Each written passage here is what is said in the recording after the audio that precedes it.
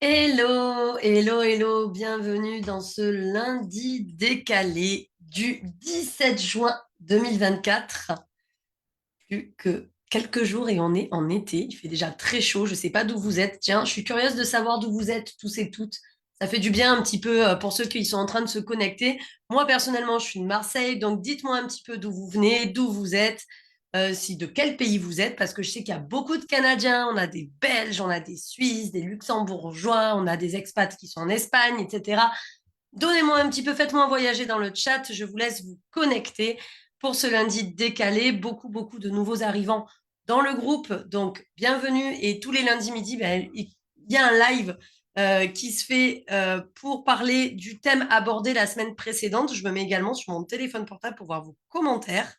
N'hésitez pas à me marquer hashtag direct pour ceux qui sont en direct et à marquer hashtag replay pour ceux qui verront cette vidéo en replay. On va parler de coucou Patrick, de Suisse, je le savais. Coucou Kinshasa, ben alors la RDC, bien super, j'adore en voyage, c'est top, c'est top, c'est top. Bienvenue, bienvenue Percy, bienvenue Patrick et allez-y, soyez pas timide, présentez-vous. Ça fait toujours du bien de voir qu'on est une communauté et que c'est à l'international, donc c'est top. Le thème d'aujourd'hui, c'est j'ai du potentiel, vu qu'on est dans un groupe de haut potentiel et d'hypersensibles, mais je le gâche. Je pense que ça va parler à beaucoup d'entre vous. Coucou Céline, coucou Bérangère. Je pense que ça va parler à beaucoup d'entre vous. Et j'ai même concocté un petit test. Bonjour le Québec, coucou Alain. J'ai même concocté un petit test. D'ailleurs, Alain, chez toi, c'est tôt. Le Québec, 6 heures d'écart. Hein. Chez toi, c'est tôt. Bon matin alors. Bonne nuit même. J'ai concocté un petit test, donc je vous invite à prendre un papier et un crayon. Le test viendra à la fin de ce live. C'est un test justement pour savoir si oui ou non vous gâchez votre potentiel. Donc, je vais déjà me présenter. Pour ceux qui ne me connaissent pas, je suis Delphine Corti, je suis la coach des personnalités décalées. Ce que j'appelle les personnalités décalées, ce sont les personnalités neuroatypiques en faisant partie moi-même. Je suis HPI évaluée lorsque j'avais 29 ans. J'ai également un TDAH, trouble de l'attention avec hyperactivité, et une dyspraxie visio-constructive. Donc, j'ai plusieurs neuroatypies.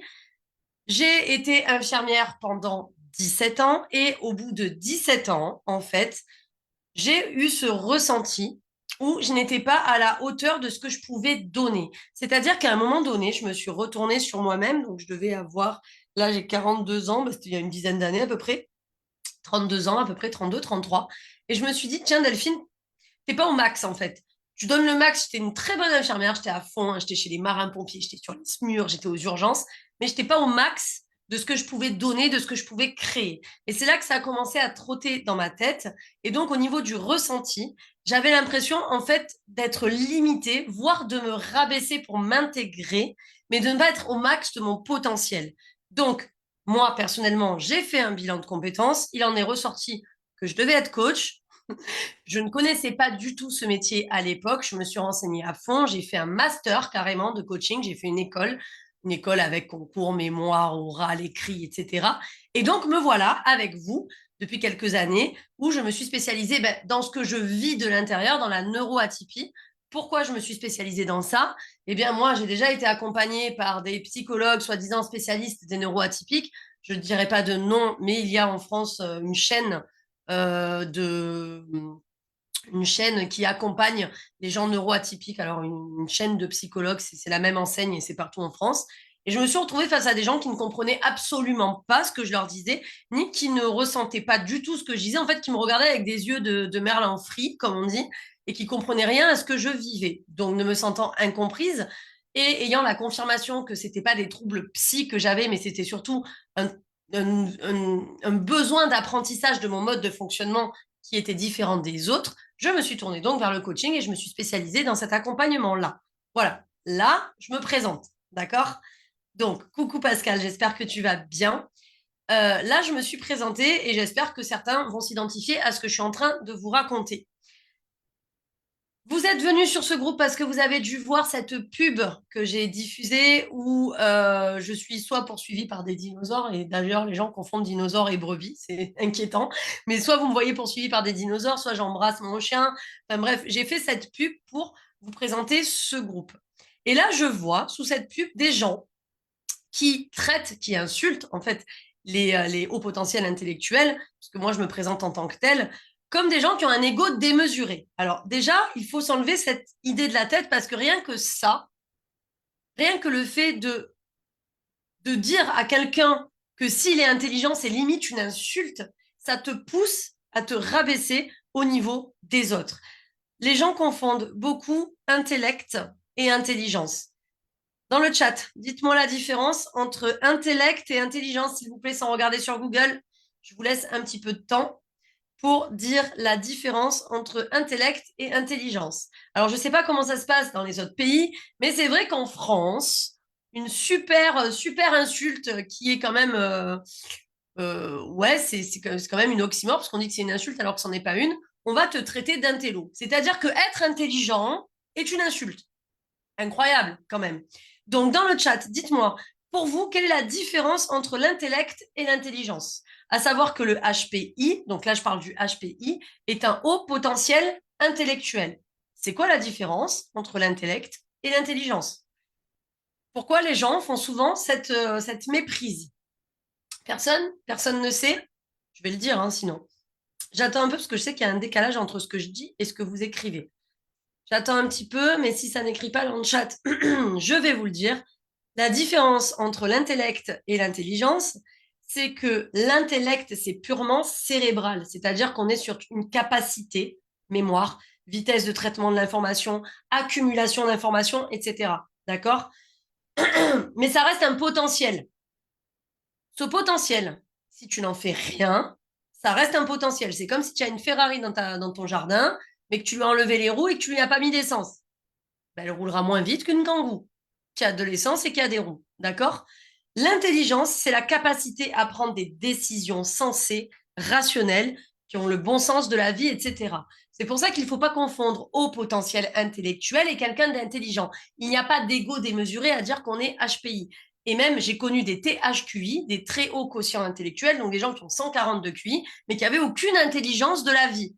D'accord? Donc, déjà, faire la différence entre intellect et intelligence.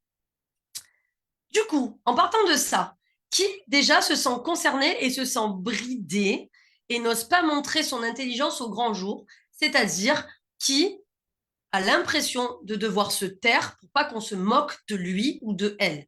Ah, t'as pas eu le temps d'écrire, Pascal. Ben là, je vais vous laisser le temps. Qui, en plus, je tousse un peu, donc comme ça, au moins, ça va permettre d'écrire. Vous marquez juste moi, ça ira plus vite, ou alors pas moi, si vous n'êtes pas concerné, mais qui se sent bridé et n'ose pas, en gros, montrer son intelligence par peur des moqueries. Oui, Pascal, j'ai connu des gens qui avaient 140 de QI et qui étaient très cons. Cela dit, on est toujours le con de quelqu'un, comme disait l'autre. Donc, je suis certainement la conne de quelqu'un et ainsi de suite. Donc, voilà, on ne fera jamais l'unanimité.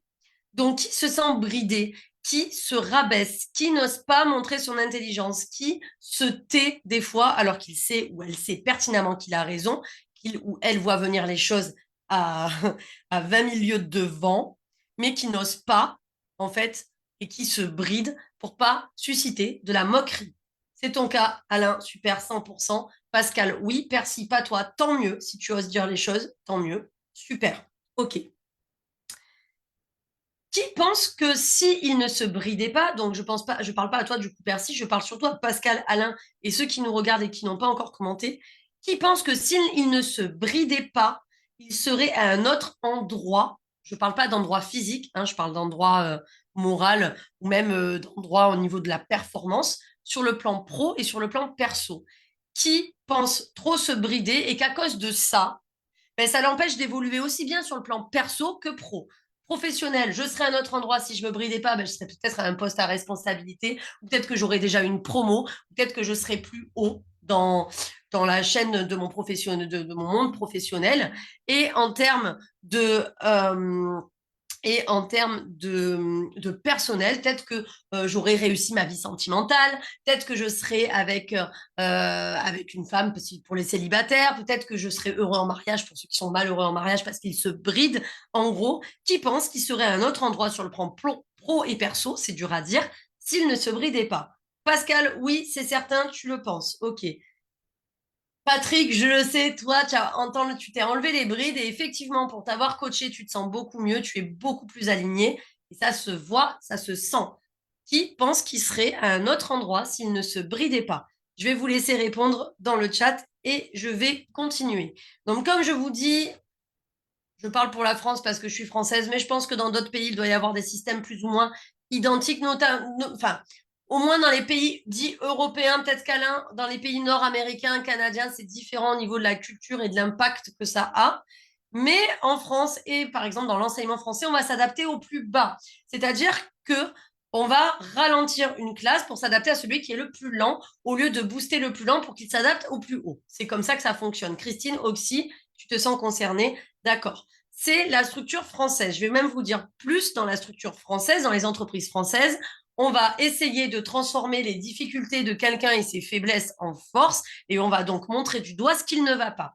Dans la culture nord-américaine, et tu me conforteras ou pas, Alain, en tout cas de moi, ce que j'ai vu, parce que j'ai été formée par des Canadiens, on va prendre tes points forts et on va les booster au maximum pour que tes points forts, justement, sustentent à tes points faibles, d'accord? Donc, on va te dire, OK, ça fonctionne pas, mais ça marche. Donc, on va appuyer sur ça. C'est la différence des structures et des conditionnements par rapport aux cultures. Donc, quand on est dans une culture de la médiocrité, parce que c'est un petit peu ça, voilà, c'est ça. Hein. Dans l'Amérique, c'est la loi du plus fort. Alors après, ça ne veut pas dire que je prends la culture nord-américaine, hein, Alain. Il y a du bon et du mauvais, comme dans toutes les cultures. Mais si on prend la médiocrité, c'est-à-dire que si on te dit, espèce d'intello, ah, toi, tu es une intello, ah, tu sors avec cette fille-là, elle a des lunettes, ça fait intello, on est d'accord qu'on est dans le monde des fous, en fait. On est en train de vous dire que l'intelligence est une tare.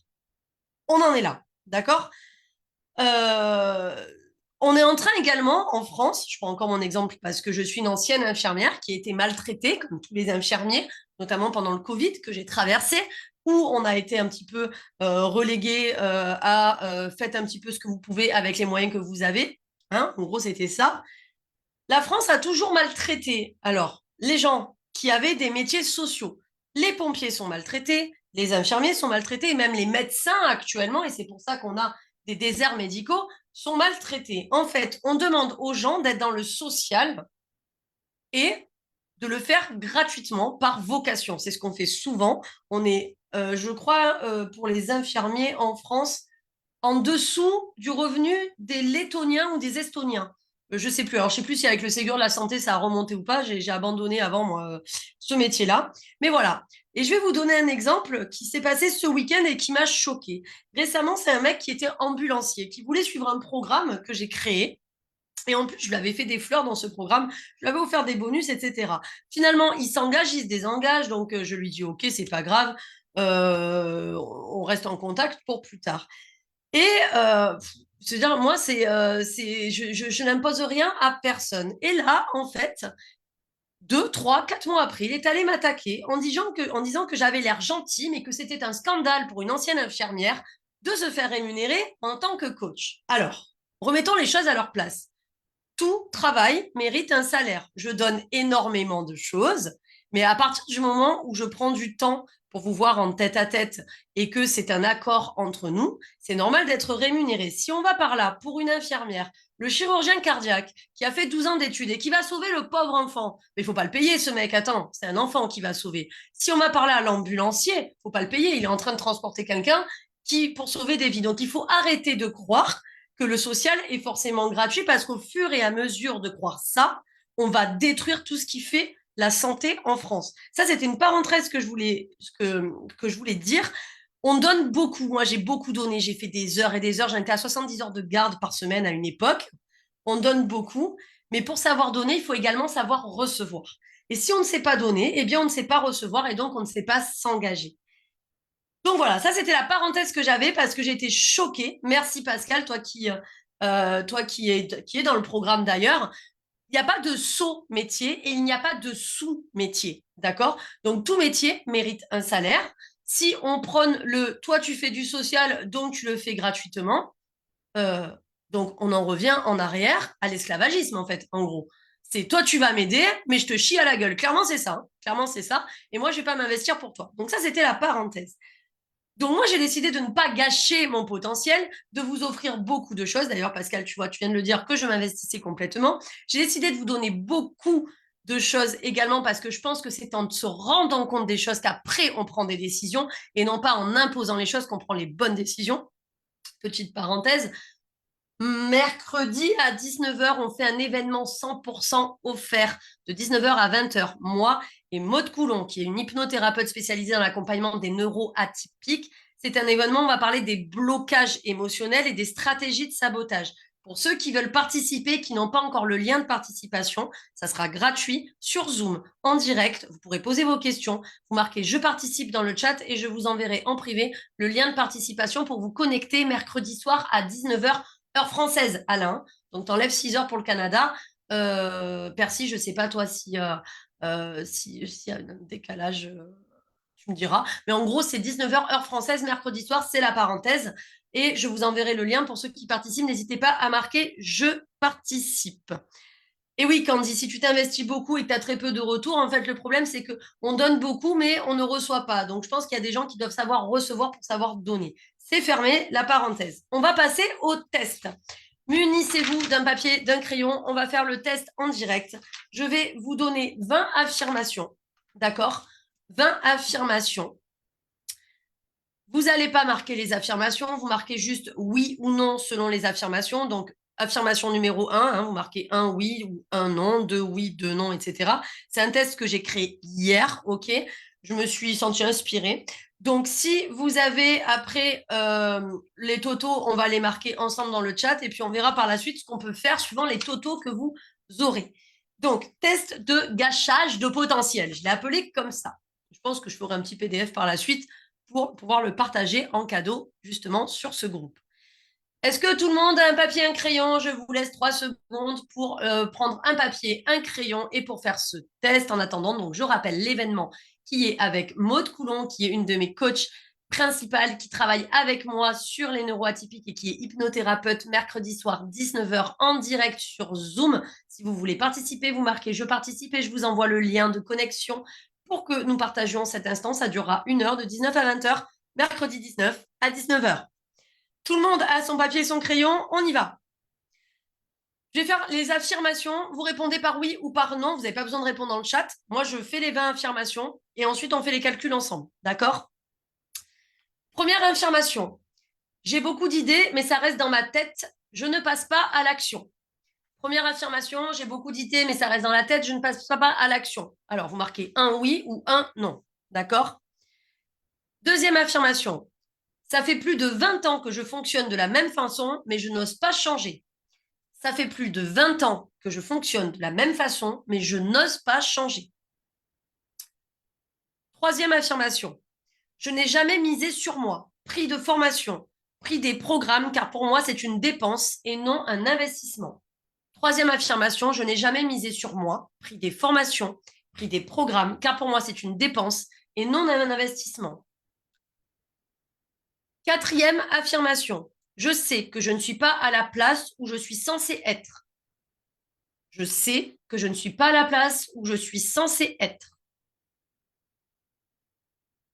Cinquième affirmation, je vois mes potes de promo avoir des postes professionnels plus élevés que moi, tandis que moi, je stagne. Je vois mes potes de promo avoir des postes professionnels plus élevés que moi, tandis que moi, je stagne. Vous répondez oui, vous répondez non. Vous mettez un O ou un N, hein, ne vous embêtez pas. Sixième affirmation. Si je pense différemment et que je sais que mon idée est la bonne, je me tais. Si je pense différemment et que je sais que mon idée est la bonne, je me tais. Septième. Non, pardon, c'est moi, j'ai mal écrit. J'ai un gros maintenant tu dois changer qui crie en moi, mais je reste dans la passivité, ne posant aucune action et ça dure depuis un moment. J'ai un gros, maintenant tu dois en changer, qui crie à l'intérieur de moi, mais je reste dans la passivité, ne posant aucune action, et ça dure depuis un moment. C'est l'affirmation numéro 7. OK? On passe à l'affirmation numéro 8. J'ai envie de changer, mais j'ai peur de l'engagement et de ne pas tenir la distance, de ne pas tenir la route. J'ai envie de changer, mais j'ai peur de l'engagement et de ne pas tenir la route. Affirmation numéro 9. Je pense que le bonheur est pour les autres, je n'y arriverai pas. Affirmation numéro 9. Je pense que le bonheur est pour les autres, je n'y arriverai pas. Affirmation numéro 10. Je vis dans le regret de ce que je pourrais faire. Je vis dans le regret de ce que je pourrais faire. Affirmation numéro 10. Affirmation numéro 11. Je pense que mettre de l'argent dans mon bien-être est inutile. Entre parenthèses, je préfère acheter du matériel. iPhone, home cinéma, enfin des trucs qui ne sont pas forcément utiles à l'instant T quand on est dans le mal-être. Donc, affirmation numéro 11, je pense que mettre de l'argent dans le bien-être est inutile. Je préfère le matériel, quel qu'il soit. Affirmation numéro 12.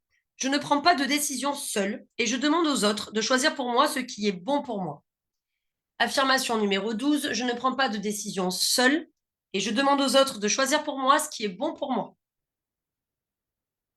On passe à la 13. Je suis en couple, mais je demande la permission pour tout ce que j'ai envie de faire et si ma moitié dit non, je ne fais pas.